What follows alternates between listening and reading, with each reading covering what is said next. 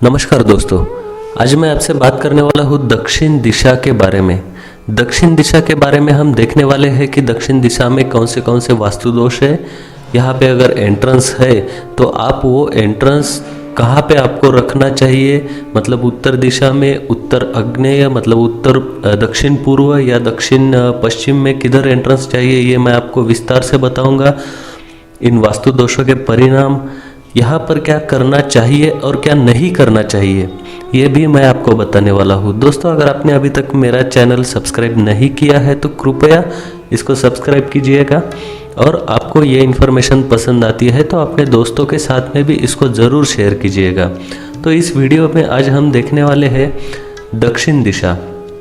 दक्षिण दिशा के कौन से मेजर वास्तु दोष है, इन वास्तु दोषों के परिणाम क्या क्या है, और दक्षिण दिशा में जो वास्तु दोष है तो ये यहाँ पर ना हो इसलिए क्या करें और क्या ना करें, और दक्षिण दिशा में जो वास्तु दोष है उनके ऊपर मैं कुछ रेमेडीज यानी कि उपाय भी बताने वाला हूँ। तो हम स्टार्ट करते हैं दोस्तों। सबसे पहले दक्षिण दोष जो है, दक्षिण दिशा के दोषों का प्रभाव जो है इसमें आता है शादी में देरी होना, बहुत अधिक व्यय यानी कि खर्च होना, एक्सपेंसेस बढ़ जाना, जो एक्सपेक्टेड नहीं है ऐसे एक्सपेंसेस अचानक आपको सामने आते हैं, वो करना पड़ता है, आपका सेविंग नहीं होता है, बुरी आदतें लगना, कोई पदोन्नति नहीं, यानी कि आप काम कर रहे हैं बट आपको वैसा आउटपुट नहीं मिल रहा है जो आप एक्सपेक्ट करते हो, आपके कर्मचारियों द्वारा आपको धोखा दिया जा सकता है या धोखा हो सकता है, आपके हेल्थ प्रॉपर नहीं रहती है, हमेशा कुछ ना कुछ छोटी मोटी बीमारियां चलती ही रहती है, एक ठीक हो गई दूसरी ठीक हो गई तीसरी, इसकी वजह से खर्चा भी बढ़ जाता है और मानसिक स्वास्थ्य भी नहीं मिलता है। महिलाओं के लिए कुछ ना कुछ शारीरिक व्याधि चलती ही रहती है। और इस वीडियो के आखिरी में और बीच में भी मैं कुछ आपको बताने वाला हूँ कि इन दोषों के लिए क्या क्या उपाय है, क्योंकि अलग अलग दोष जब मैं आगे बताऊंगा तो उसी हिसाब से आपको मैं दिखाने वाला हूँ कि यहाँ पर क्या होना चाहिए और क्या नहीं होना चाहिए। कई लोगों का ये मानना है कि दक्षिण दिशा जो है इसका सामना करने वाला घर कभी भी भाग्य वाला नहीं होता है, ये दुर्भाग्यपूर्ण होता है और निवासियों के लिए दुर्भाग्यपूर्ण है। लेकिन ये सरासर गलत बयान है। जबकि हम घरों का निरीक्षण करते हैं तो बहुत से लोग केवल दक्षिण दिशा के घर में ही रहते हैं। यदि निवासियों ने दक्षिण दिशा का सामना करने वाले घरों में सही वास्तु अगर स्टैंडर्ड्स का पालन किया है तो वे उच्च समृद्ध व्यवसाय या भारी धन के प्रवाह में रहेंगे। खुली जगह कम होनी चाहिए और कहाँ पर भवन निर्माण होनी चाहिए, ये सब चीज़ें मैं आपको बताने वाला हूँ। अगर आपका घर दक्षिण दिशा का सामना करता है यानी कि दक्षिण मुखी है तो आपको कौन से वास्तु का ध्यान रखना है, ये मैं आपको बताऊँगा। दोस्तों, ये जो मैं आपको दिखा रहा हूँ ये बहुत ही महत्वपूर्ण टेबल है। ये जो 1 से लेकर 9 तक मैंने नंबर दिए हैं, ये आपके घर की साउथ की दिशा है।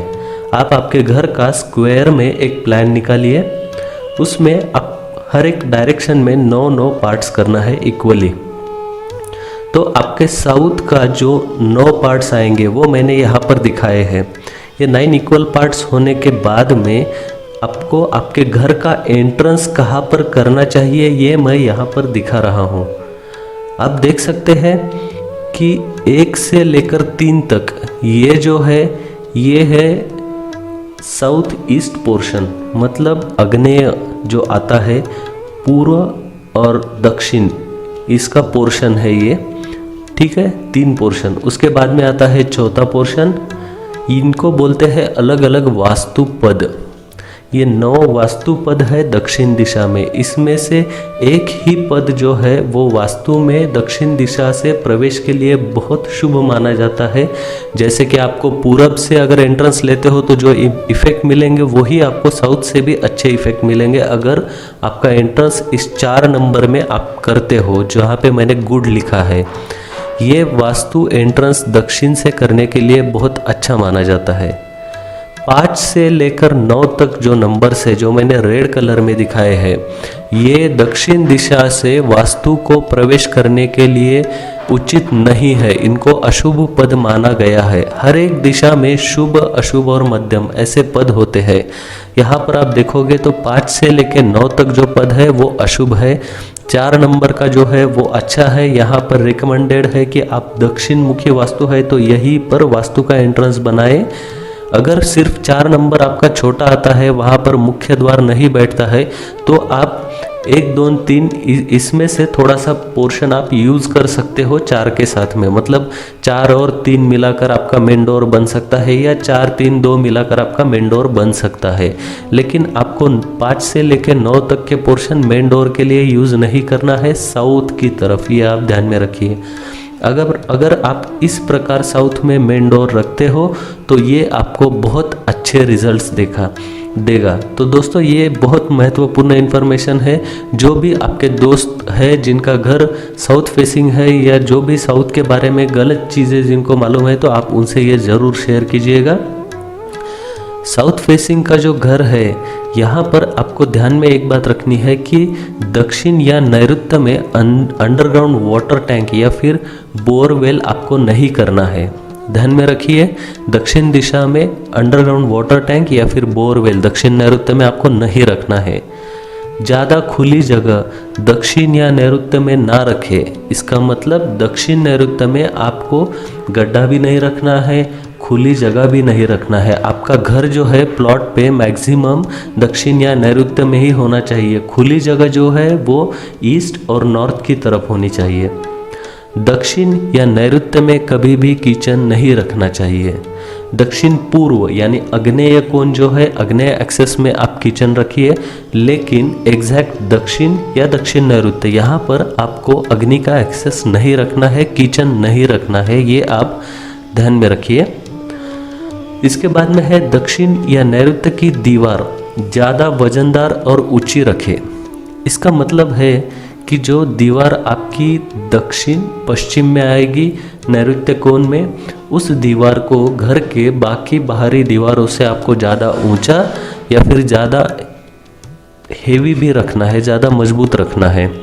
क्योंकि ये पोर्शन वास्तु का जितना हेवी रहेगा उतना आपको अच्छा रिजल्ट्स मिलेंगे। मास्टर बेड जो है वो आपको दक्षिण नैऋत्य इसी ही कॉर्नर में रखना है, दक्षिण से लेकर नैऋत्य में। और आपका बेड जो है, बेड या फिर कपबोर्ड आपको एग्जैक्टली नैऋत्य कोण में ना रखते हुए दीवार से आपको थोड़ा सा आगे हटकर या नैऋत्य कोण से थोड़ा सा आगे रखना है। स्टेप्स जो है वो दक्षिण दिशा में होनी चाहिए। स्टेप्स दक्षिण दिशा में होने की वजह से वहाँ का वेट थोड़ा बढ़ेगा और इसकी वजह से यहाँ से वास्तु पॉजिटिव रिजल्ट्स देगी। घर में पूजा घर जो है वो ईशान कोण में ही रखना अच्छा रहेगा। पूजा घर और नैऋत्य कोण ये दो चीज़ें वास्तु को बहुत अच्छी तरह बैलेंस करते हैं। इसलिए आपको ध्यान में रखना है कि पूजा घर हमेशा ईशान कोण में ही रखिए। आपका घर अगर साउथ फेसिंग है तो आप ज़रूर आपका घर ईशान कोण में ही बनाइएगा। यदि दक्षिण कोण में वृद्धि हुई तो इसे काट ले और इसे एक वर्ग आयताकार में बनाएं।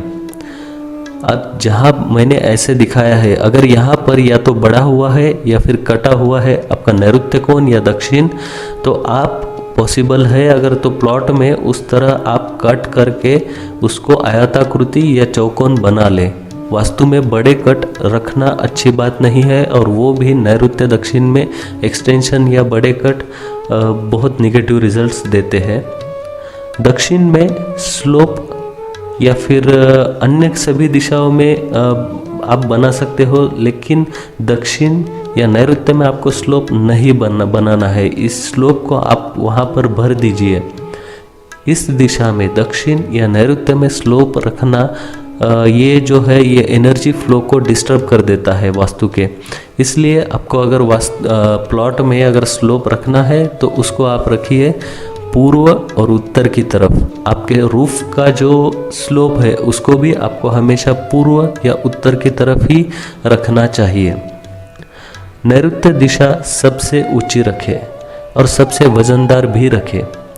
अगर सभी रूम में फ्लोरिंग लेवल एक जैसी है तो भी ठीक है। इसका मतलब ये है कि आपका जो फ्लोरिंग लेवल है, अगर आप उसको ऊपर नीचे रखते हो, मतलब एक दो रूम का आपका फ्लोरिंग लेवल ऊपर है, तो वो हमेशा दक्षिण या नैऋत्य का ही फ्लोरिंग लेवल ऊपर होना चाहिए। बाकी सभी रूम का फ्लोरिंग लेवल का हाइट उनसे नीचे होना चाहिए।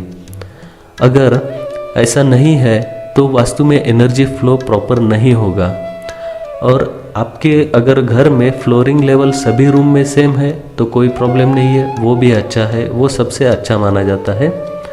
इस दिशा में आप भारी फर्नीचर रखिए, जिसकी वजह से ये दिशा दक्षिण पश्चिम दिशा जो है ये ज़्यादा हेवी बनेगी। घर या कार्यालय स्थल में दक्षिण में अपनी पीठ के साथ बैठो। आप जो है सोमा यानी कि उत्तर जो कुबेर जी है, इनका आशीर्वाद प्राप्त करने के लिए अपना चेहरा उत्तर की तरफ रखिए। इस तरह अपने पूर्वजों की ताकत और ज्ञान आप प्राप्त कर सकते हैं। इसका मतलब ये है कि आप दक्षिण दिशा में अगर बैठते हैं ऑफिस में, तो आपका मुंह आपको उत्तर दिशा में रखना है। तो आप जो भी एनर्जी लोगे वो आपको सभी पॉजिटिव एनर्जी मिलेगी। आपका वहाँ पर बहुत अच्छा प्रोग्रेस रहेगा। दक्षिण मुखी जो है, इस दीवार में, दक्षिण दीवार में खिड़कियाँ और वेंटिलेटर कम से कम रखें, क्योंकि दक्षिण की जो दीवार है यहाँ से बड़ा डोर या फिर वेंटिलेशन नहीं रखना चाहिए। यहाँ से जो एनर्जी आती है वो इतनी पॉजिटिव एनर्जी नहीं होती है। इसलिए घर में जितने भी वेंटिलेशन है वो सभी वेंटिलेशन आपको मैक्सिमम उत्तर और पूर्व की दिशा में रखना ही अच्छा रहेगा। इस दिशा में एक भारी पत्थर सीमार दीवार बनवाए, यानी कि जो कंपाउंड वॉल है वो आपको इस दिशा में थोड़ी ऊंची और भारी बनवाना चाहिए। ये आपको बहुत अच्छे रिजल्ट्स देगी।